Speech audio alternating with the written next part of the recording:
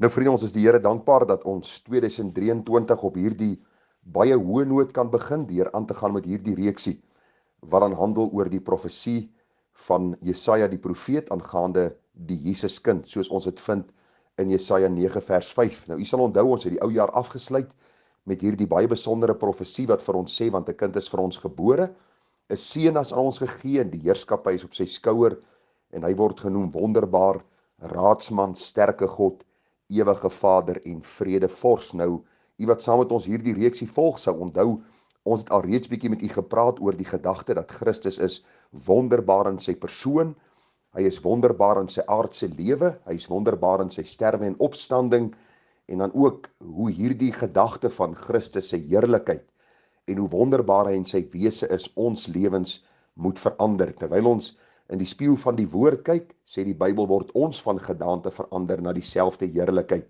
tot heerlikheid, soos aan die beeld van die Here Jesus Christus. En is die gebed van my hart, dat u werklik diep sou inkyk in die waarheid van God se woord, en dan ook 'n beter kennis sal opdoen van hierdie wonderlike Here Jesus Christus, waarvan hierdie profeet Jesaja gepraat het. Nou, ons het 'n bietjie begin kyk na die gedagte van Jesus word genoem ons raadsman. Dis die tweede gedagte in hierdie profesie, wat Jesaja aangaande Christus deurgegee het. Hy word genoem raadsman, en u sal onthou, ons vir u gesê, die Engels is die woordjie counselor, en as daar een is wat raad kan gee aan ons, dan is dit die Here Jesus Christus self. Die woord sê vir ons baie duidelik, die woord raadsman dra die betekenis van om vir ons raad te gee, om ons te adviseer, om ons in 'n rigting te stuur, om oplossings te bied, teregwysing te gee, te help om besluite te neem. En ek het vir u gesê hoe kosbaar dit is, want u sien, die Here Jesus Christus is die enigste bevoegde raadgewer. In die eerste plek omdat hy God is, maar vriende ook omdat hy volkome mens was. Dis wat ons tot op hede hanteer het. Ons gaan vanmôre verder kyk waarom ons sê dat Christus die enigste bevoegde raadgewer is. En ons gaan kyk in die derde plek, hy is die enigste bekwame en bevoegde raadgewer omdat hy ons liefhet. Nou, ek hoop wanneer ek hierdie gedagte aan u deurkommunikeer, dat u dit sal verstaan. Daar is 'n algemene liefde wat God vir die wêreld het, en dan is daar 'n besondere liefde wat hy vir sy kinders het. Luister vriende, die Here gee nie maar net sy wysheid vir enige Jan Rap en sy maat nie. Dis wanneer ons die Here ken, en wanneer ons na die Here vlug, dat ons sy wysheid vanuit sy woord kan ontvang, omdat hy ons liefhet. Die Bybel sê, dat soos 'n vader hom ontferm oor die kinders, so ontferm die Here hom oor die wat hom vrees. U sien, die Here is 'n bekwame raadgewer vir sy kinders, omdat hy sy kinders in besonder liefhet. As jy die Here vanmôre nog nie ken nie, gaan lees die Bybel vir uself, dan sal u sien dat God se toorn eintlik oor jou lewe rus. Want die Bybel sê vir ons, hy wat die seun het, het die lewe, maar hy wat die seun van God nie het nie, die het nie die lewe nie, en die toorn van God bly op hom.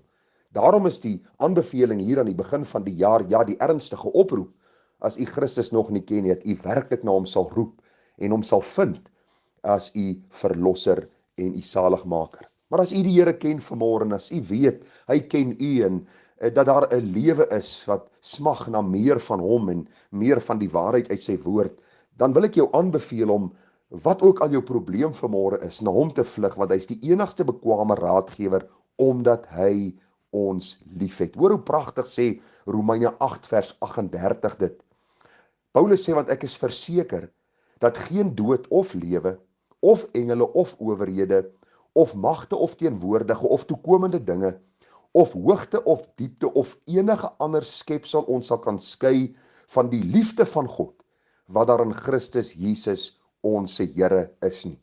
U sien, dis die waarborg wat God se kinders het, dat daar 'n besondere liefde van God se kant vir sy kinders is. Daarom kan ons, vriende, met wat ook al ons pla, na hierdie alwyse God vlug, omdat hy 'n besondere liefde vir ons het, en ons ook bystand wil bied in ons huidige situasie of probleem. Die Bybel sê vir ons dat daar niks is wat ons van sy liefde kan skei nie. Hoe groot ook al ons probleme, wat ook al ons siekte, wat ook al ons bekommernis, wat ook al ons klagtes, wat ook al ons vraagstukke, daar is niks wat ons kan skei van die liefde van God wat daar in Christus is nie. Selfs die ou duiwel en sy magte kan ons nie skei nie. Nie eens die dood kan ons skei van die liefde van God wat daar in Christus vir ons is nie. Daarom sê 1 Johannes 3 vers 1 vir ons, kyk wat 'n groot liefde die Vader aan ons bewys het, dat ons kinders van God genoem kan word.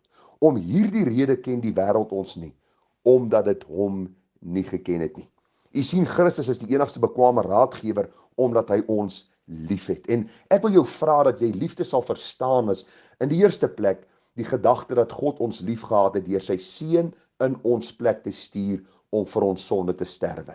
Ja, hy het ons lief deurdat hy ons uit die geestelike dooie toestand kom lewend maak het. Hy het ons lief deur sy gees wat hy ons in ons harte kom uitstort het, wat uitroep, Abba Vader. Hy het ons lief deur sy woord wat hy ons gee, sodat ons daaruit onderrigting kan ontvang. Hy het ons lief, vriende, in die gemeente wat hy ons gegee het, deurdat ons medebroers en susters het, wat ons kan ondersteun in tye van nood, en ook ons kan help wanneer ons met vraagstukke worstel. Hy het ons lief, omdat hy ons deel gemaak het van die universele kerk van Christus, en ons kan met groot liefde en met groot vrymoedigheid na ander kinders van God gaan. En ag vriende, ons kan weet, dat hierdie bekwame raadgewer deur dit ook, met wysheid ons wil bekragtig, om vir ons te versterk, ook deur die krisisse waardeur ons gaan. Ja, hy is die enigste bekwame raadgewer, omdat hy ons lief het. Maar verder wil ek u neem, na Jesus is die bekwame raadsman, omdat hy weet hoe om ons te bemoedig. Het u al daarin gedink, dat die God van hemel en aarde my en jou wil bemoedig? Want u sien, die Here sê vir ons baie duidelik in die woord, dat ons as kinders van die Here, weer op ons beurt ander moet bemoedig, met dieselfde bemoediging wat die Here ons bied. Dit is so noodsaaklik dat ons sal sien, dat die Here ons op soveel verskeie maniere bemoedig, dat ons nie nodig het om swartgallig te wees nie. Ons het nie nodig om 'n duister toekoms tegemoet te gaan nie. Waarom nie? Want ons raadsman bemoedig ons uit sy woord, en hoor na die woord en die paar bemoedigings wat ek vir u gaan lees. 'n Paar van baie wat in die Bybel vir ons opgeteken is. Die Here sê in Johannes 14 vers 1, en hy skryf aan sy kinders en hy sê, laat julle hart nie ontsteld word nie, glo in God, glo ook in my. Ek sê dikwels vir mense wat na my toe kom vir berading, mense wat my bel met krisisse in hulle lewe, dan bemoedig ek hulle met die woorde om vir hulle te sê, luister, daar is 'n God in die hemel wat jou en my ken, en hy bemoedig ons en hy sê, ons harte moet nie ontsteld word nie. Waarom moet ons harte nie ontsteld word nie? Want die Bybel sê vir ons, dat die liefde van God in ons harte uitgestort is, dat hy vir ons die weg gebaan het, en dat hy vir ons ook sê, dat soos ons in God glo, ons in Christus kan glo, wat ons bekwame raadsman geword het. Hy sê vir ons in Johannes 16:33, dit het ek vir julle gesê, dat julle my vrede kan hê, in die wêreld sal julle verdrukking hê, maar hou goeie moed, ek het die wêreld oorwin. Luister, bemoedig die Here ons. In die eerste plek sê ons, moenie ontsteld word nie. Waarom nie? Want hy's in beheer. Waarom moet ons nie ontsteld word nie? Die Bybel sê vir ons, want hy het die wêreld oorwin. Dit lyk vir ons op die oomblik of ons aan die verloorkant staan.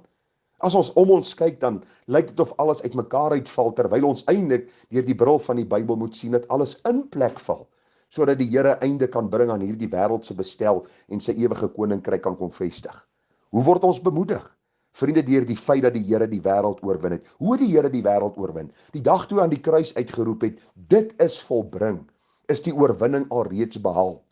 Die interimtyd is 'n tyd van genade, waar sondaars hulle kan bekeer tot God. En vir ons wat aan die Here behoort, ons word bemoedig deur die gedagte dat ten spyte van verdrukking wat ons in hierdie wêreld beleef, ons moed kan skep, want die God van hemel en aarde sê, hy het alreeds die wêreld oorwin. Hy het die Satan oorwin, hy het die dood oorwin, hy het sonde oorwin, en omdat hy oorwin het, kan ons in sy oorwinning staan. Psalm 46 vers 2 sê, God is vir ons 'n toevlug en 'n sterkte, as hulp in benoudhede is hy in 'n hoë mate beproef. Wie is jou toevlug en wie is jou sterkte in hierdie môre? Baie keer wil ons na baie mense en na baie raadgewers vlug, en baie keer wil ons boeke lees en ons soek raad by mense en opinies wat mense gee, en baie keer help dit tydelik, en dan sit ons maar net weer dieper in 'n gat van depressie. En ek wil jou vanmôre bemoedig dat jy na die raadsman sal gaan en dat jy bemoedig sal word vanuit sy woord. Want die Bybel sê vir ons, hy sien net 'n toevlug en 'n sterkte nie, Maar vriende, elke situasie wat jy en ek kan beleef, het hy alreeds beleef. En die Bybel sê vir ons, dat hy is beproef in 'n hoë mate, en elke keer het hy soos goud tevoorskyn gekom. Daarom kan hy ons bemoedig, wat ook al ons situasie. Daarom sê vers 3 van Psalm 46, daarom sal ons nie vrees nie. Al waggel die aarde en al wankel die berge weg in die hart van die see. Dis my so pragtige beeld wat die Bybel skep. Dink by jouself wat die woord sê, al waggel die aarde, al wankel die berge weg in die hart van die see. Dit skep vir ons hierdie beeld van 'n onstabiliteit op aarde, dat alles besig is om weg te kwyn. Waarom sal ons nie vrees nie? Want God is in beheer. Hy is ons toevlug. Hy is ons rots. Hy is ons bergvesting. Al wankel alles, God kan nooit nimmer wankel nie. Psalm 62 vers 8, 'n laaste ou versie om in u gedagte weg te lê. Die psalmdigter sê, by God is my heil en my eer. Die rots van my sterkte, my toevlug is in God. Vertrou op hom altyd, o volk. Stort julle hart uit voor sy aangesig. God is 'n toevlug vir ons. Die woord wat vir my uitgestaan het hier is die woordjie altyd.